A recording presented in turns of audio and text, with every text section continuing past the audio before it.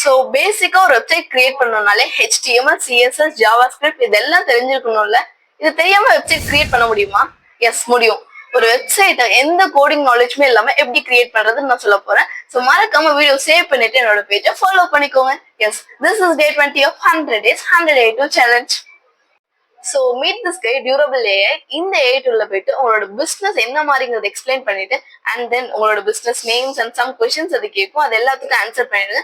Within a few seconds அது உங்களோட website மொத்தமா கிரியேட் பண்ணிடும். கிரியேட் பண்ணதுக்கு அப்புறம் அதுல உங்களுக்கு ஏதாவது அல்டரேஷன் வேணும்னா நீங்களே அதை பண்ணிக்கலாம்.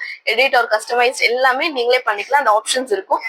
அண்ட் தென் ஃபைனலா பண்ணி முடிச்சதுக்கு அப்புறம் வந்தீங்கன்னா இதை நீங்க என்னன்னா இந்த வெப்சைட் நீங்க பப்ளிஷ் பண்ணணும்னா you have to pay amount. So அமௌண்ட்ங்கிறது ஒவ்வொரு டொமைனுக்கும் டிஃபர் ஆகும். ஃபார் எக்ஸாம்பிள் .in வேணும்னா அதுக்கு ஒரு டைப் ஆஃப் அமௌண்ட் இருக்கு, .coக்கு ஒரு டைப் அண்ட் .comக்கு ஒரு டைப். ஸோ ஒவ்வொரு டைப்புக்கும் ஒரு சர்டன் அமௌண்ட் இருக்கு.